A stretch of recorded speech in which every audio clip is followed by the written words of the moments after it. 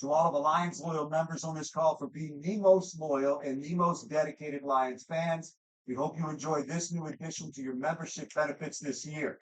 Prior to tonight's program, we asked and received several questions from all of you, which we'll be asking towards the end of this session in a Q&A with the coach that's coming up in just a little bit. We do ask all fans who have questions tonight, you can put them in the Q&A chat. You can also upvote those questions if you'd like to see them asked, and we'll do our best to answer them at the end.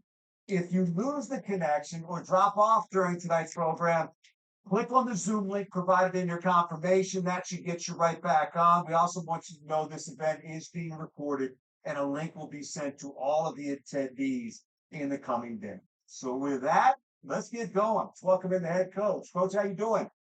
I'm doing well, Dan. It's good to see you.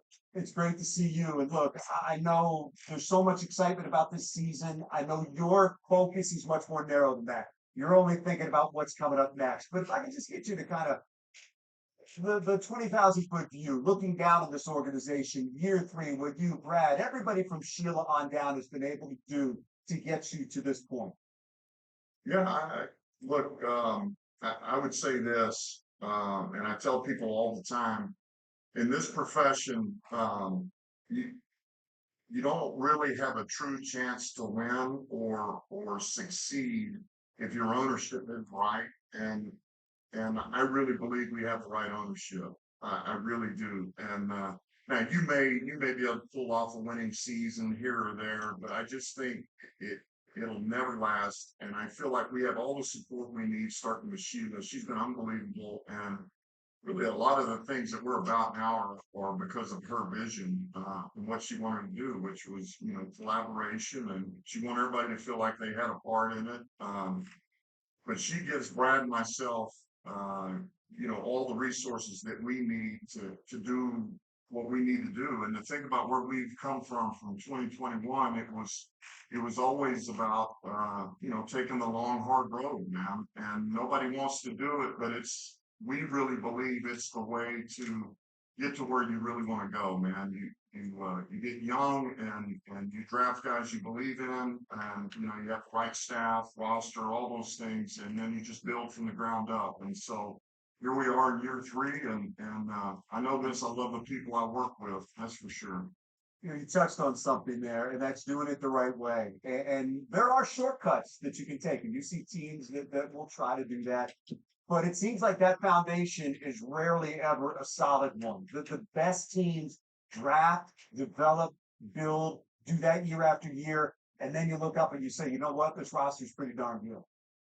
Absolutely. And look, but I've been fortunate to be around a lot of different teams, a lot of different head coaches, and I'll just use this for an example, where I just came from, the New Orleans Saints, under Sean Payton and Mickey Loomis as general manager. They really had a rebirth twice, and it was the first year that they got there. In 2006 at New Orleans, the Saints really struggled for years and years. And man, this is really the way they built it. They got like-minded guys, and they had a young squad, and they built around Drew Brees and a number of guys, and they had a pretty good run. Won a Super Bowl in 2009. Then they hit some rough times. There's a number of seasons there. They go 7-9, and then made some adjustments. 2017, it was very much like it was to begin with. It was about drafting young talent. We had the number of veterans we had. We had a few veterans you want to keep there and build around, but it was really a youth movement and training the way that you want them to play for you, and they're like-minded. And, we had a lot of success. So, and I mean, really, over a 4-year period, we won the division 4 straight years, and you'd like to have done better than you did in the playoffs, but you play an NFC championship game, you play in the divisional, and it's because I really believe we built it the right way. Just an example of that, you look back last year at your defense when you guys started to come up over those last 10 games. Coach, there were a number of times you had 5 rookies on the field. And I think that's obviously a compliment to your ability to select players, your coach's ability to develop players and put them in a position to succeed. But that's really what we're talking about here. That's all about. And we saw some of that last year on the field. And their anticipated development, I think, is what has a lot of people excited along with the other young players. Well, the best way to develop talent is to get them out there on the field and let them play. But they have to reach a certain level or get to a certain point before you can even allow them to have growing pains. And so that's the key. That's the trick is to get some of these guys, which Brad has done an unbelievable job drafting players, acquiring players that we really feel like, man, they're going to be able to get through phase one to where we can put them on the field and let them grow and build a chemistry with their teammates. And so, look, the staff's done a great job developing, and I say it again, Brad's done an unbelievable job drafting, and I'd like to believe now we're paying dividends because of that. And in year three, some of these young players, this is what camp's about, is to take the next step and continue to grow. You mentioned camp. Who gets more fired up about going to camp? Dan Campbell, the head coach, or Dan Campbell, the player back in the day? Man, it's pretty equal. It's pretty equal. I mean, this is fun because you've got this whole roster at your disposal that you're excited about working with and seeing the steps that can be made and the staff. But there's nothing like playing now. There's nothing like it. I still wish I could, but I know I can't, and but that's all good. Closest you might get could be the up downs, coach. Are you ready? I don't know if I'm ever ready, but I'll do them. I'm going to do them again with our defense. But yeah, we'll see. I'm not saying it's going to be pretty. Let me get back to that defense for a second, because with a lot of those young players, and I'm going to ask you about some of those. Man, you jump right into a game with Patrick Mahomes. It is kind of nice to look up and know that you've added guys like CJ, like Sutton, like Mosley, given his help, who have played in big games under bright lights, and that won't be too big for them. I think what you were able to do in that secondary in the offseason is a real plus for your defense. Yeah, look, it is. We really identified that we needed some help there, and and to be able to add those players, in particular Sutton and CJ, we just really believe they're going to go a long way. Because Dan, you just said it, man. The experience and the confidence and the communication that those guys bring to that back end, I think is really going to it's going to benefit us greatly. And so you're right, it won't be too big for them. And as we know, when that game comes, Mahomes is going to make his plays, but it does make you sleep better at night. We've got some guys that have, they've faced this guy, they've faced some big time talent, and they've made their own plays too in games and at production. Yeah, no doubt. And CJ is one of those guys that, man, you just feel him out there on the field. There's just something about him that seems to lift the team up, and people forget he's still a young guy. I mean, you're not talking about somebody who's 30 years old, but there's a presence he has that you could feel during the offseason. There is. Look, I've obviously, AG and myself have a history with CJ, and I mean, I can still remember when he was just a pup. He's a rookie out there, and he's battling with every day in practice with Mike Thomas, and those two are going after each other, and he never ever backed down from Mike, and it made him a better player. But he's been that way. It's like he's still that energetic. He's still, he can get under somebody's skin. He can do that with the best of them. And I don't know what he says, but whatever it is, he gets under people's skin. But it's like that's still there. It's just a mature version of that. But man, we're fired up to have him. He's gonna be great for us. You can never have too many guys up front on defense or on offense for that matter. But I want to hit you with two of them. One is Josh Pascal, second round pick. I know you guys are extremely high on, who I don't think was ever himself last year, but I think has a chance to make a big move this year. And then Aleem McNeil, a guy that really went to work on his body this offseason. I wonder if you could just comment on both of them. Yeah, look, two both young players that we think a lot of, and certainly it's the reason why we drafted them. Let me start with Aleem. That Aleem, you mentioned it. This guy he's man, he is very aware of his own type of play and his own, just where he feels like he needs to be. And not, you wish more players were that way, but he can look at himself, he can look at his own play, his own production, he can look at his own body, he can look at his own numbers and be like, you know what, it's not good enough. I need to be better. I can be. And really that's wild because this kid's got a ton of talent now. And you talk about dancing bear. This is a big man who's got great feet.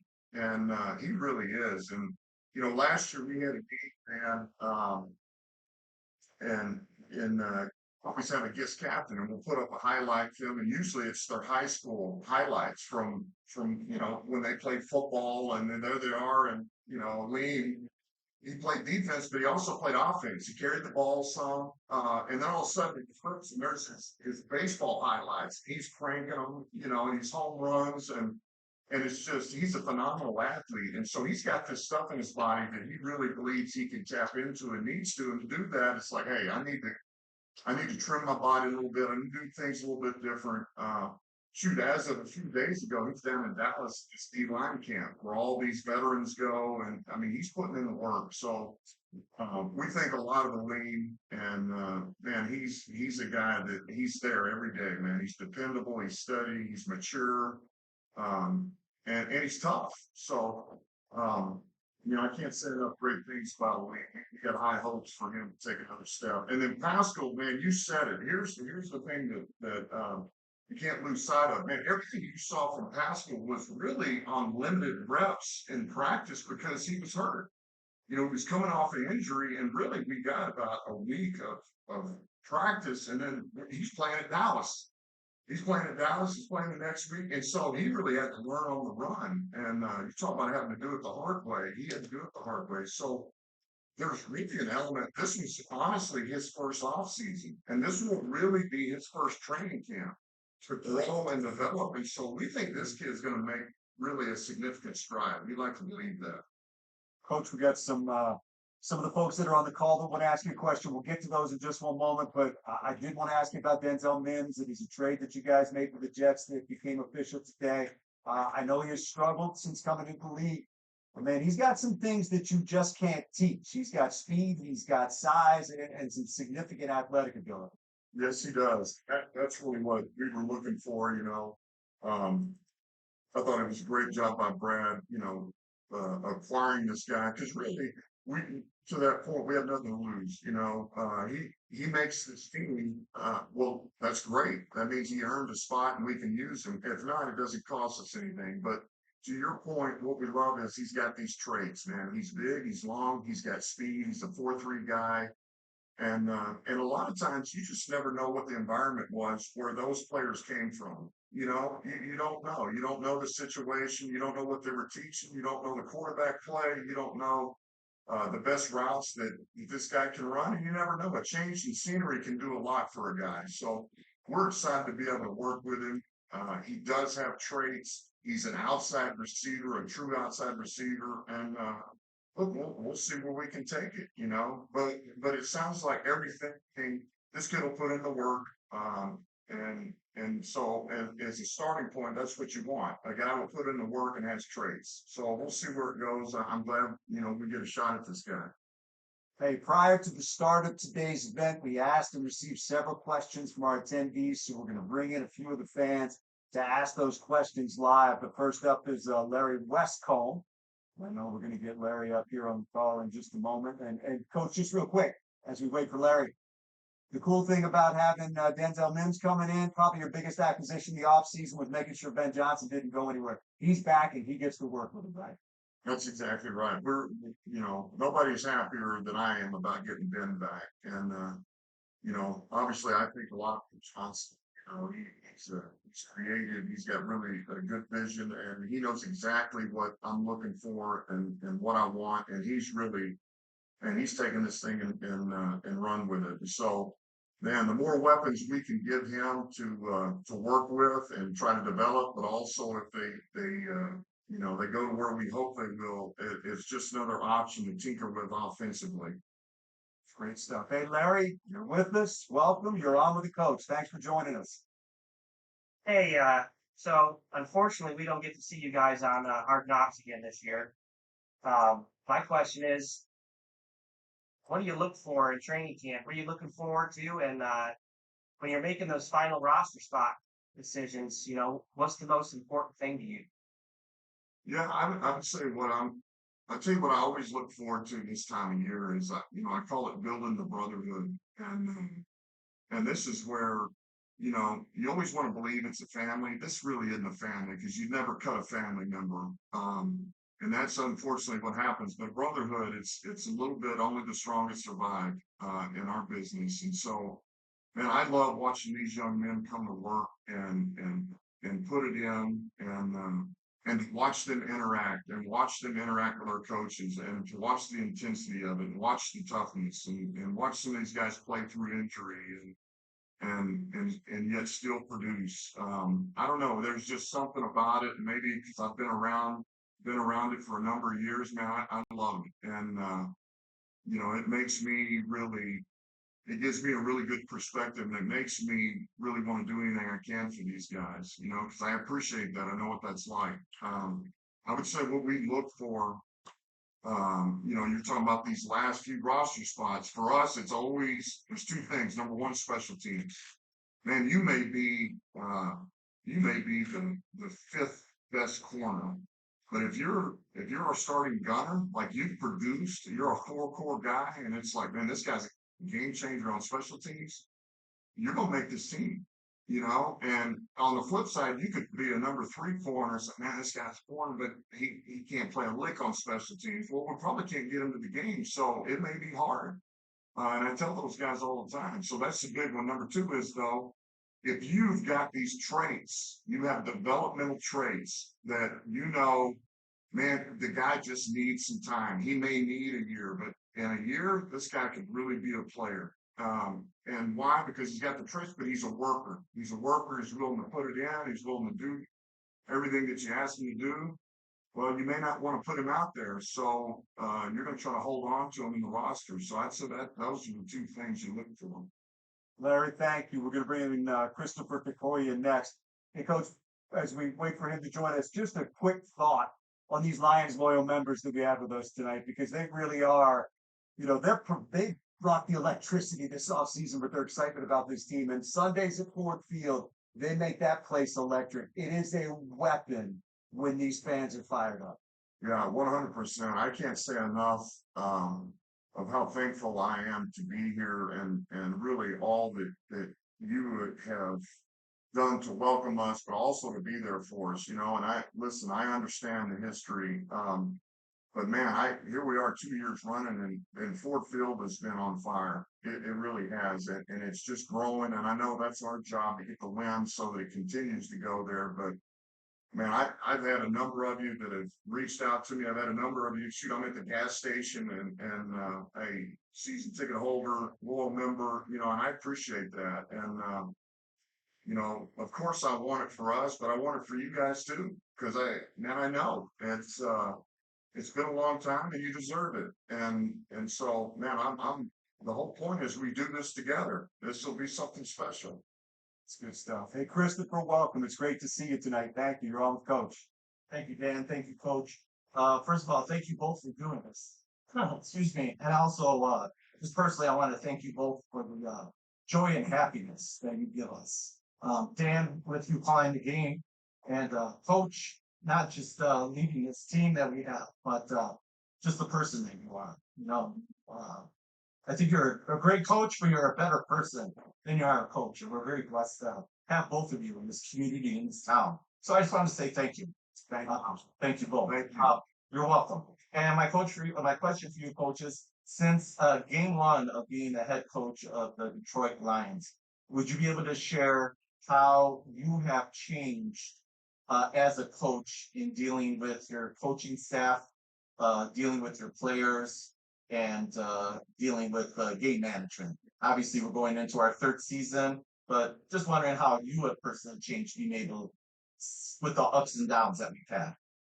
Yeah, it's a good question. I think that there's a number of things I would say, man, I'm very much the same person and coach that I was from day one. Just as far as what I believe in, I would tell you that. That has not changed one bit. But as far as some of the things I would say that are probably things that I've learned, is when you get here and you're trying to really set up, how you see from the point from spring to training camp to the season and the way you practice and the time you're on the field and what you're going to do with the coach. I think you have an idea, but there's a lot of it, man. You're adjusting on the run. And something you think would be a good idea may not necessarily be there. Well, here we are in year 3. I've been through enough of these waves and ups and downs and seeing what happens when you get an injury here, what happens when this happens in the game, to where now I feel like I'm adjusting a lot faster. I feel like I'm seeing things much clearer. I just think it's like anything, with time on task, you've been through that situation. And so now you're able to just react that much quicker.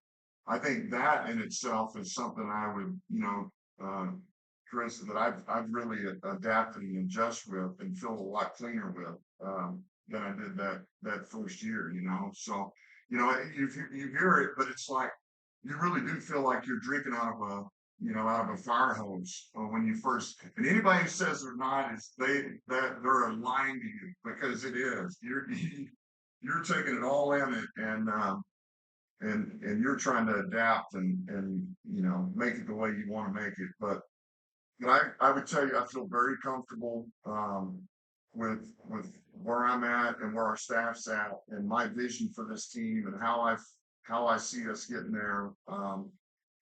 And I know this, I'm a better coach now than I was 2 years ago.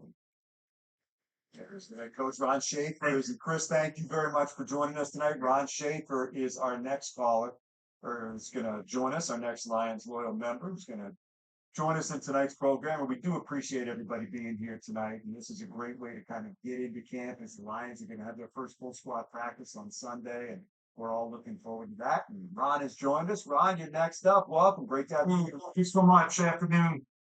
Coach, I'll keep this right to the point here. Obviously, with the way we finished last year, the draft, free agency, some new coaches in the house, there's an awful lot of hype and buzz and everything else and expectations about our Lions going into this season. How do you keep the team focused and really grounded and really at the task at hand, which is obviously the season and the next game up? Yeah, I think we talk about it. I acknowledge that, and they're going to hear about that from me. And I don't think you hide from it. I think you say exactly what it is, because here's the reality of it. And they know this. And man, okay, we were 1-6 last year. Well, think about that narrative. All right, and I'm sure enough of you on here were not happy about it. And neither were we. But well, that narrative is. It's the SOL, and they're not worth the crap, and they don't know what they're doing, and they don't have enough talent, and you get into critical games, and they always find a way to lose, and then all of a sudden, we went 8 out of 10, and then it's, oh, here we go. And so the reality is there is no black and white; it's always gray, and the only thing that matters is the work. The only thing that matters is the work you put into it, because, and I told the guys this, and we'll tell them again. The only reason we were able to win 9 games is because we had to scratch and claw for every bit of it. I mean, we had to put every ounce of energy into that, and we had to learn, adapt, adjust. And so, you know what? If we can put that work in, we're not even going to get back to 9 wins. We got to do that, and then we got to surpass it. So the only thing you trust is the work, and trust the guys around you. Trust what you're being told by your coaches and your teammates. And if we do that, we'll be just fine. But if we think we're going to just go out there and live off hype, and then we're going to go in early after a 45-minute practice and drink water and stretch and not worry about working, then yeah, we'll get our ass kicked. That's not going to happen. All right? There'll be an emphasis on it. We're going to work. Awesome. Thanks, Coach. You bet. Appreciate you. Thank you, Ron. Great to have you here tonight. Alan Drost is next up, and you're hearing his friend Andrew may join him as well. But Alan Drost is our next Lions Loyal member to join us on the call tonight, with a chance to chat with Lions head coach Dan Campbell, and we'll see if friend Andrew shows up as well. So Alan is next up. popping this video up there. I see it. I see Andrew as well. Guys, welcome. Great to have both of you here. Rocking the Spielman and rocking a Barry Sanders as well. I like that, guys. You're on with Coach. Right. There's your muted. Hey, pop your mic on there, guys.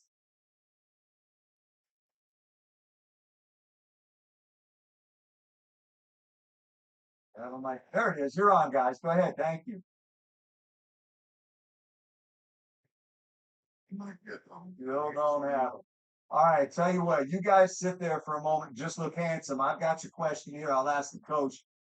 This is Andrew and I have been friends and Lions fans since we were knee high. They want to know, as Lions fans, what can they do to help ensure success this season? Yeah, look, I would say this.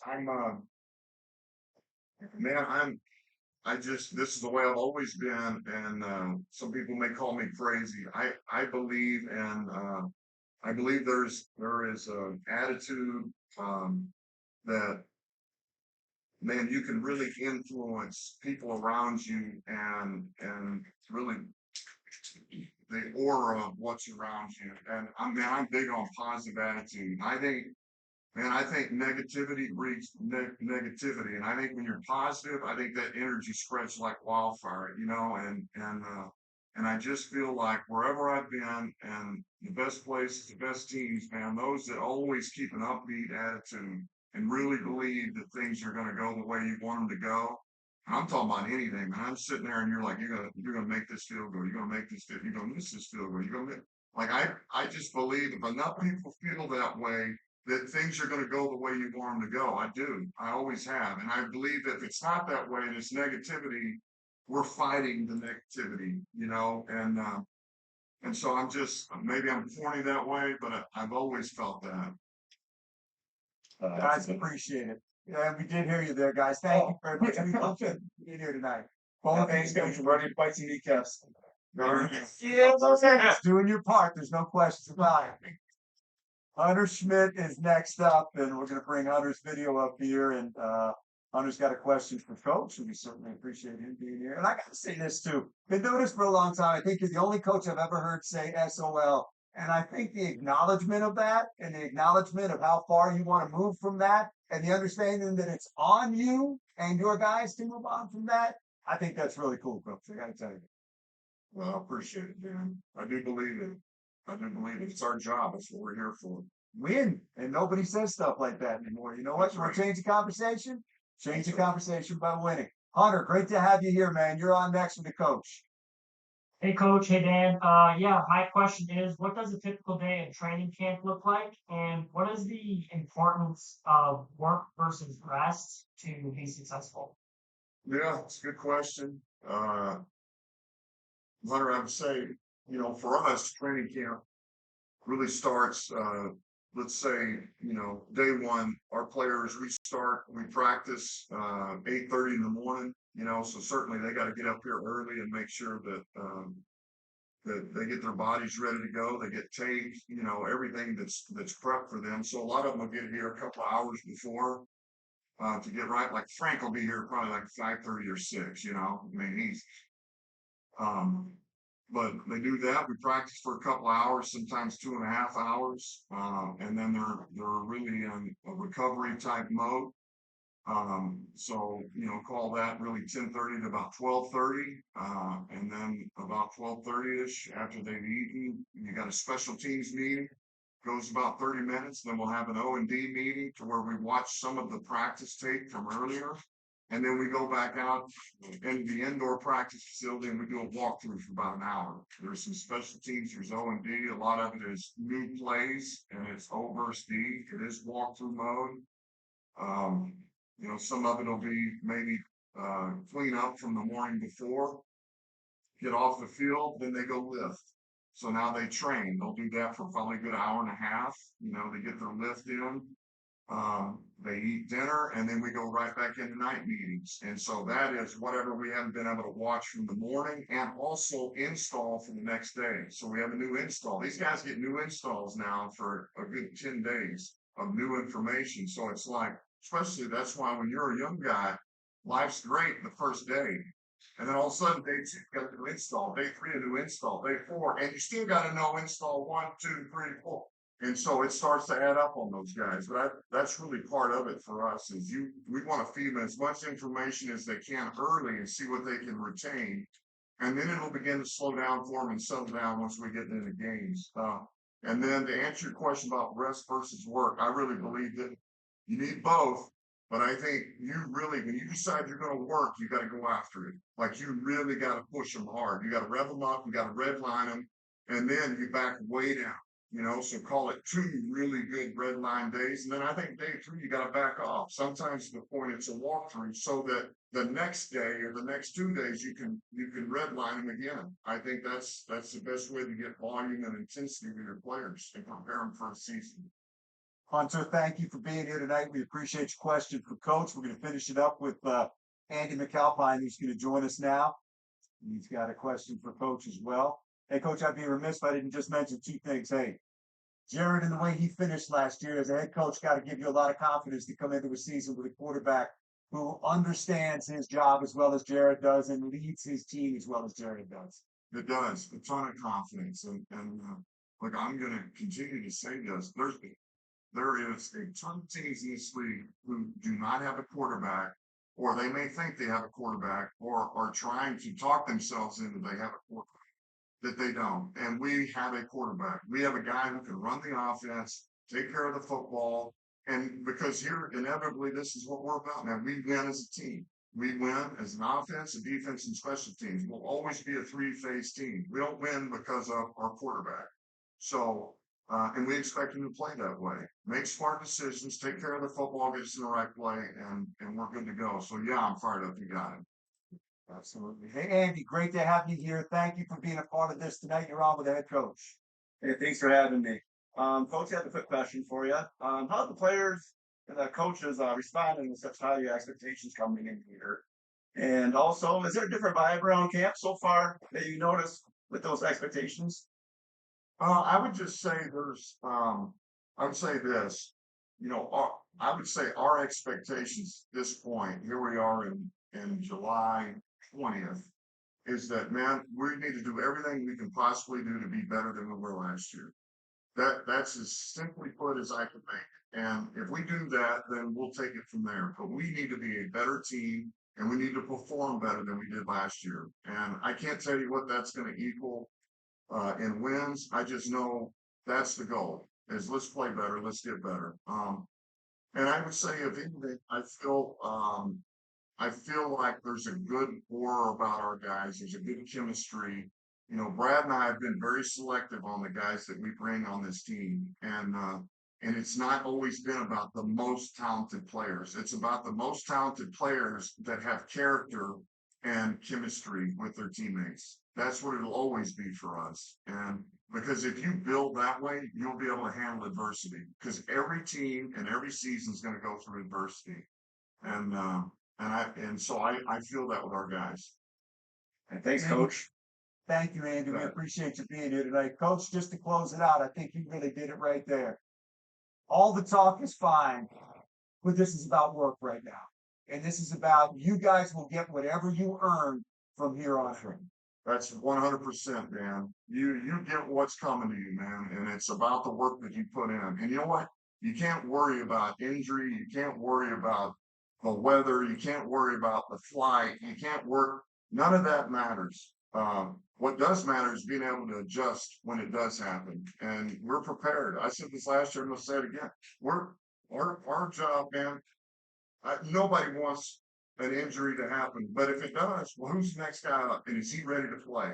Is he ready to produce for us? And that's the way we got to go, man.